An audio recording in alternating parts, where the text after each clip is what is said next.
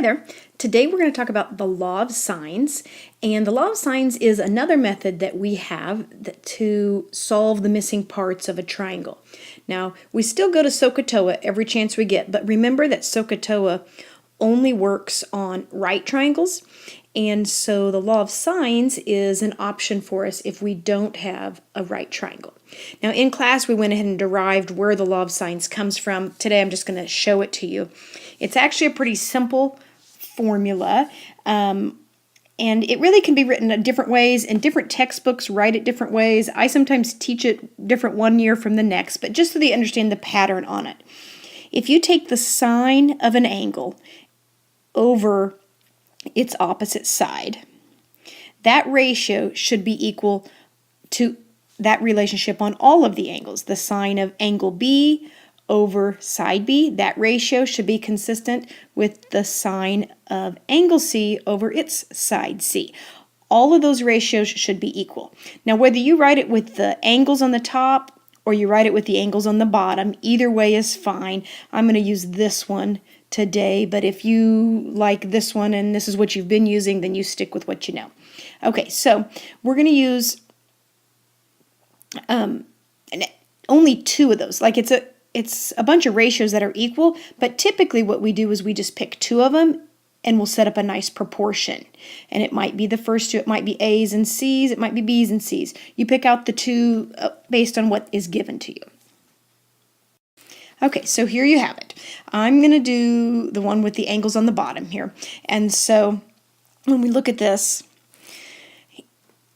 for the law of sines to work, you have to be able to pick out two of these ratios and know three of the things, and then maybe be looking for the fourth thing. Now the only way that that's going to work is if you have a set of matching letters. So you'd have to have like a little a with the angle A, or a B and a B, or a C and a C. That you have to have that for the law of sines to work. Now when I look at my example though, notice that I don't have that. I don't have any matching letters. That's actually okay, because if you look, I've got an angle A and I've got an angle B. And just like we did with SOHCAHTOA, if you know two angles, you know that the three angles have to add up to 180. So I actually can just go back and I can find angle C real easily just by subtracting from 180. Okay, so when I look at this, the things that I'm going to be searching for are angle C, so I'll want to find that. And then it looks like I'm going to need to know little a, and I'm going to need to know little b. Those are the three things we're searching for.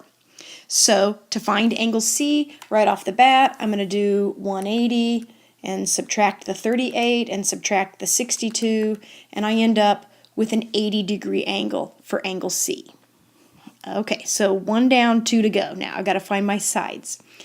Because I now know angle C, I actually have some matching letters. So then I can set up my proportion. So I'll be using the C's, and let's go ahead and find the A's. So I'll set this ratio equal to this ratio. So I've got little c, which is 15, over the sine of angle C,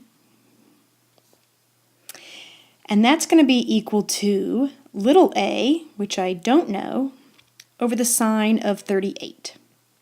And just like we did with SOHCAHTOA, we're going to cross multiply the numbers we know, divide by the other. We're looking for a side here, so I won't have to worry about doing that inverse sine button. So I'm just going to do sine of 38. Don't forget to close your parentheses, multiply it by 15, divide it by the sine of 80.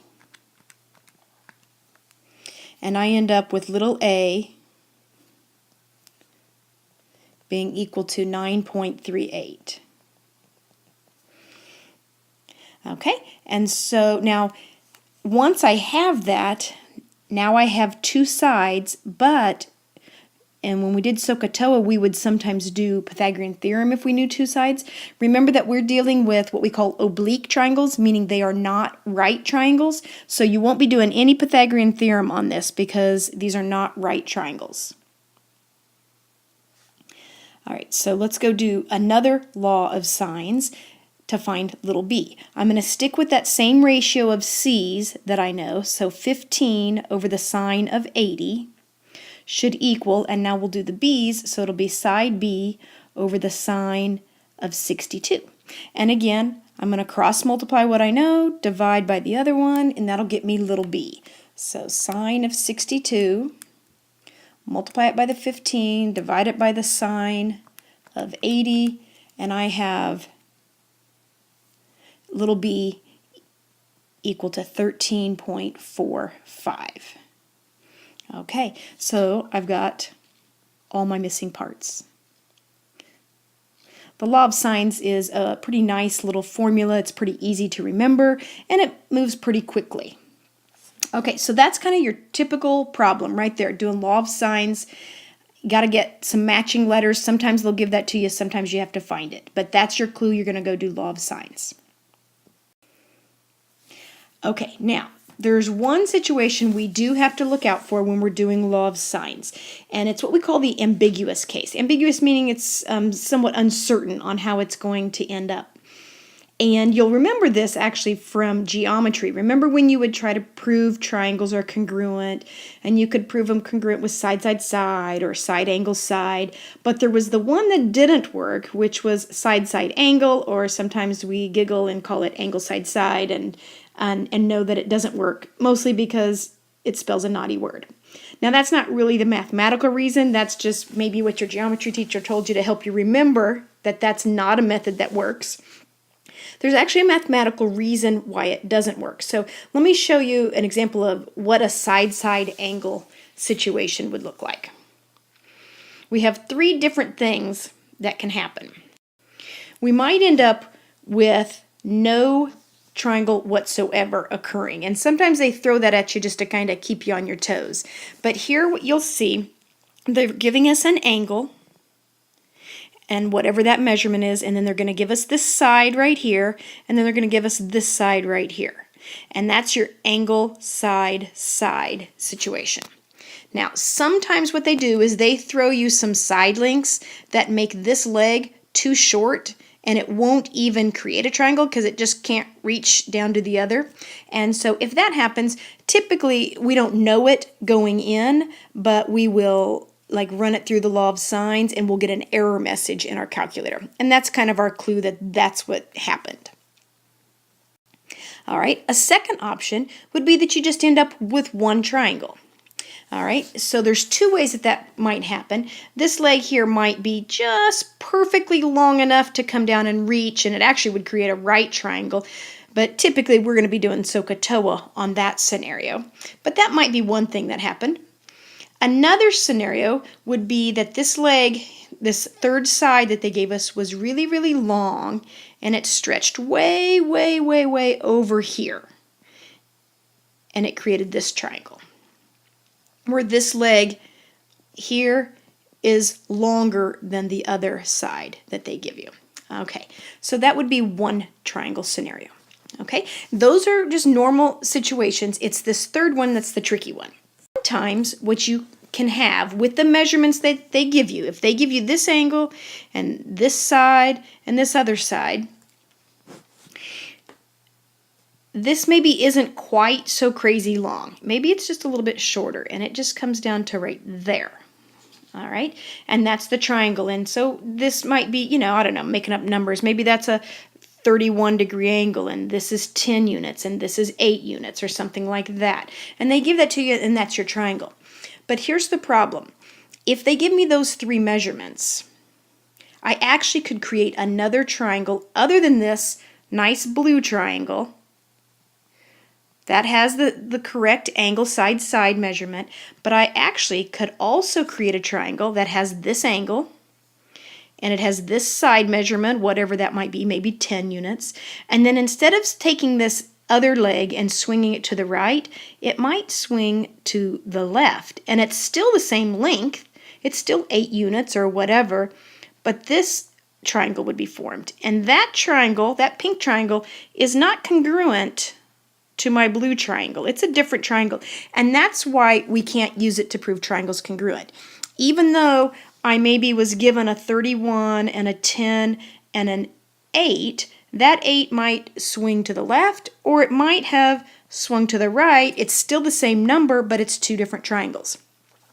If this happens, then as trig students, what we're going to do is we're going to find out the missing parts of both the blue triangle and the red triangle. We're going to have two separate answers, two different triangles.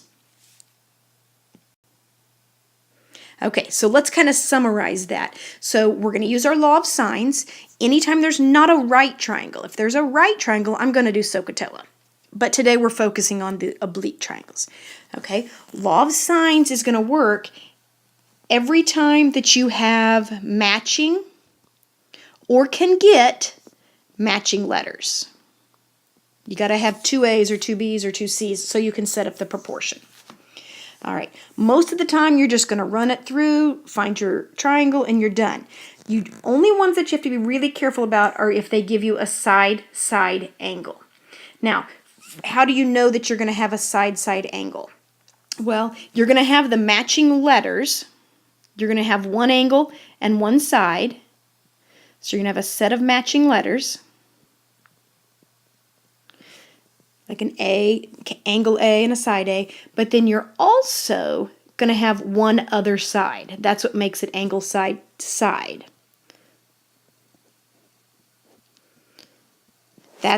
If that's what they give you, then you know you have angle side side, and you've got to be looking for different scenarios to happen.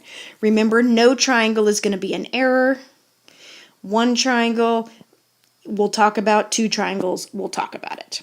Okay, I really kind of depend on the picture to help it make sense in your head. There's a lot of rules that you can look at in your textbook. There's probably some rules. How do you know which scenario is happening? But I think if you just get a visual on it, it might help you to see what's going on. All right, so here's my situation. It is not a right triangle. I don't see a 90-degree angle. I do have matching letters. I got two A's, so I know I can do law of signs. But since I have that matching letter and one other side, I know that I happen to have angle side side. Okay, so every time I have angle side side, I'm going to draw this picture so that I kind of understand what's going on. So when you draw the picture, I need you to draw it like that first example I drew. If you draw it like that every time, then you'll kind of have a nice picture in your mind of what's happening. Always, always, always make this be the angle that they gave you. So this is going to be angle A right here in this example. It's not always A, it's just what they gave us. Okay, so remember that means this is going to be my side A, and kind of make your triangle look like that every time. So this is going to be my little side A that's 12 units over here. And then this is going to be the other side. It's going to look like angle side side every time. So this will always be the other side. In this case, that's my B, or my 15. And if that's side B, this down here is angle B, which means this must be angle C up here. Okay, angle A is 55. All right, so this is the first scenario. This is the first triangle. This is kind of the normal looking triangle, and we're just going to run it through law of signs and find all the missing parts. So I'm just going to jump in like I did last time. I've got matching letters, so I'm going to write 12 over the sine of 55 equals 15 over, and since that's little b, it's going to be over the sine of angle B. And then I do my cross products here. I'm going to cross multiply here, divide by 12. Notice that we're looking for an angle this time, so at the end we will do second sine. So let's kind of go through that. We'll have 15 times the sine of 55. Close that parenthesis. I'm going to divide it by 12. And so then what I have here is a 1.02. And that is equal to my sine of B. And so to get rid of the sine, you do second sine. So second sine, second answer gets me, oh, I got an error message. Okay, so remember, if you get an error, what that means is that I have no triangle, meaning that this leg right here that is 12 units long is just a little bit too short to really ever reach. It would actually be coming down here and it just couldn't quite reach the bottom. If you get an error, you're pretty much done. You just write no triangle. And you're done. You don't have to find anything else out. So those are actually nice ones. Okay, let's try one that didn't happen quite.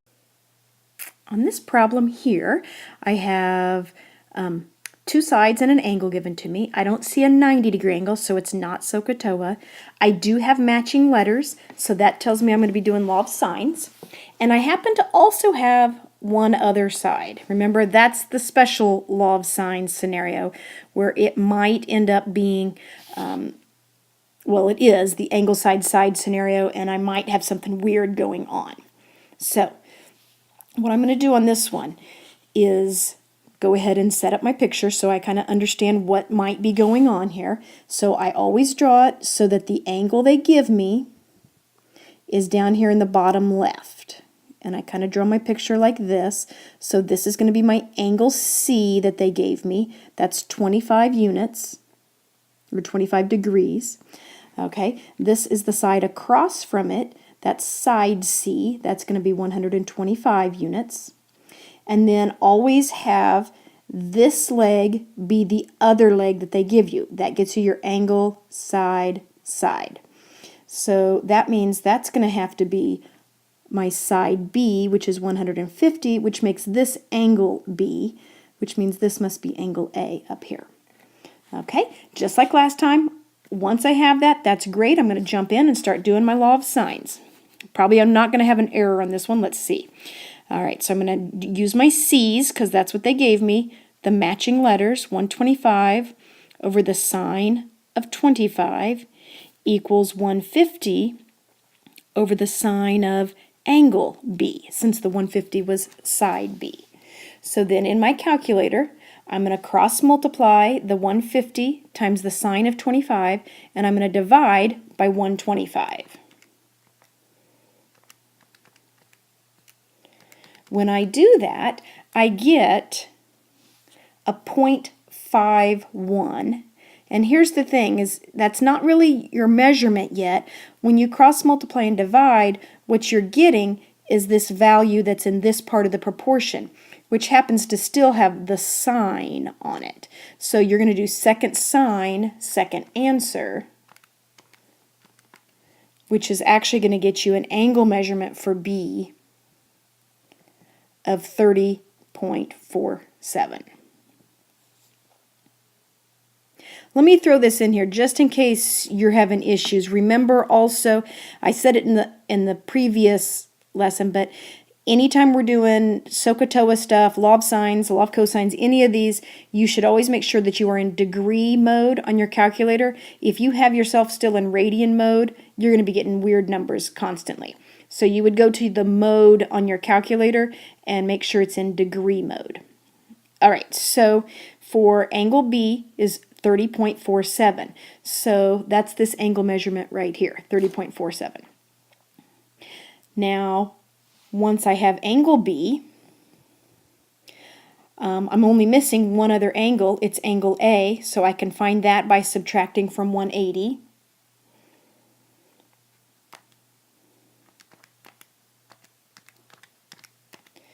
Okay, and so angle A is 124.53.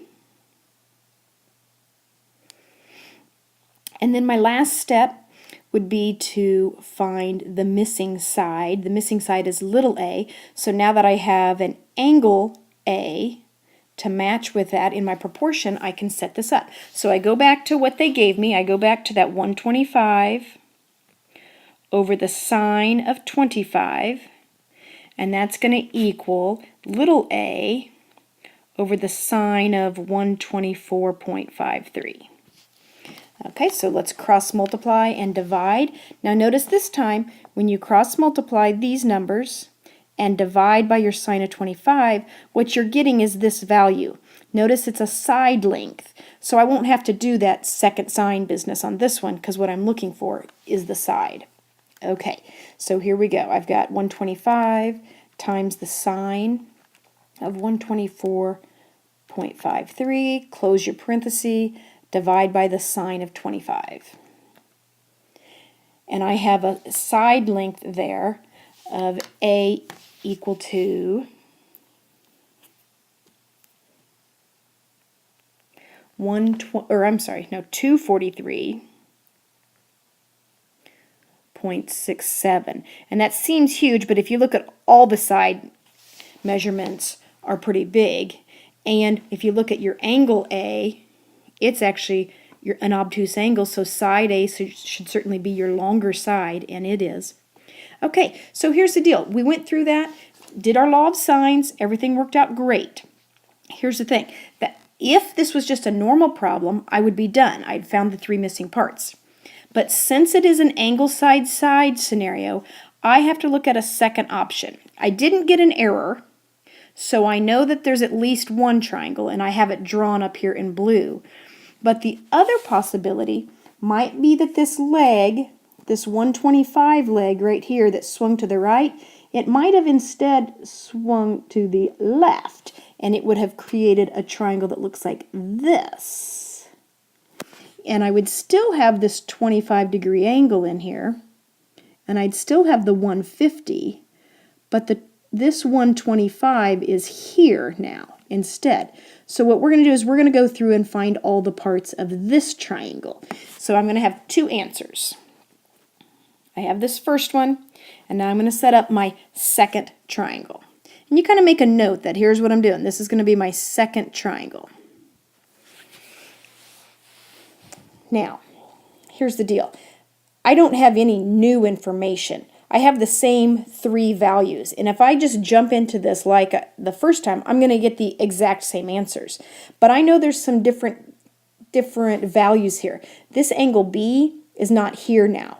Angle B is actually over here, and we call it B prime, and we put a little apostrophe thing right there. It's called B prime. It's the second option. Now, what you have to notice about my diagram, and that's why I like to draw the diagram, is that this leg right here is 125, and so is this, which would make that an isosceles triangle. And not only are those 2 sides the same, that means that these base angles are the same. Now that angle there is not really part of my red triangle, but it's going to help me find something because I know angle B from my first scenario is 30.47, which means this one here is also 30.47. And you can go ahead and write that in your notes. Mine's going to start getting cluttered here, and I can't write very neatly with this pen. So this is 30.47 also, which happens to form a straight line right here. So remember from geometry that these 2 angles would add up to 180. So really, if I know that this one is 30.47, I can subtract it from 180 to find this angle, which is really my new angle B in my pink triangle there. So let's do that. Let's take 180, subtract the 30.47, and what I get is this new angle measurement right here. And so B prime actually ends up being 149.53. Now, angle C is still 25. That doesn't change. But since I have a new B angle, I can add these 2 up, subtract from 180, and find my new angle A up here. Angle A is usually a pretty small angle. And so I'm going to take 180, subtract the 25, subtract the 149.53, and I get a 5.47, which seems really small, but that's usually the case. That angle A up there is a 5.47. Now, before I keep going, let me talk about what might happen right there. If, by chance, this leg was way long, remember, and it went way out there to the other side, and then that leg can't swing this direction. If this 125 is actually longer than what this 150 is, that leg is only going to be able to swing to the right. And it's not going to catch a second triangle here because this isn't going to be able to happen because this leg was too long. All right, if you don't catch it that that's too long to swing to the left and you're just kind of plugging through the numbers, what's going to happen when you add this angle and subtract from 180, you're going to find that you get a negative measurement for up here because these two added up to be over 180. If that happens to you where you subtract from 180 and you get a negative measurement up here, what that means is, oh, there's not a second triangle. There's still the first triangle that we found. That would all still be good, but I would just stop right there and it would just say, oh, there's not a second triangle. And that's okay. That can happen sometimes and will. Okay, but on this one that didn't happen. I did get a measurement here of 5.47. So what I'm missing now, it looks like, is just my little a. So I'm going to go back to my law of sines now. But now I have some new numbers to work with. I'm going to stick with my c's because I like to use what they gave me. That did not change. So I'm going to go with 125 over the sine of 25. Those are my c's, equal, and I'm looking for my little a, over the sine of, and now I have a new angle A measurement, so I put that in there. So I'll get something different this time. So now I'm going to cross multiply, divide by the sine of 25. So I got 125, multiply it by the sine of 5.47, close that parenthesis. I'm going to have to divide it by the sine of 25. And that's going to get me my little a. And so I have a little a measurement of 28.19. And that finds all the missing parts for the second triangle. So those problems take us a little bit more time because we're basically doing that whole process twice. Now, I don't have another one of these. I have, if you need to watch through that part of this video one more time, because those are the tricky ones. Not every problem is like this, but you've got to be looking right here on whether you have an angle side-side situation, and then this can potentially happen. I do have actually another video. If you look at the list of videos I have another review of law of sines that kind of goes over this process again. That's another option for you if you're struggling with that angle side-side scenario. All right, good luck.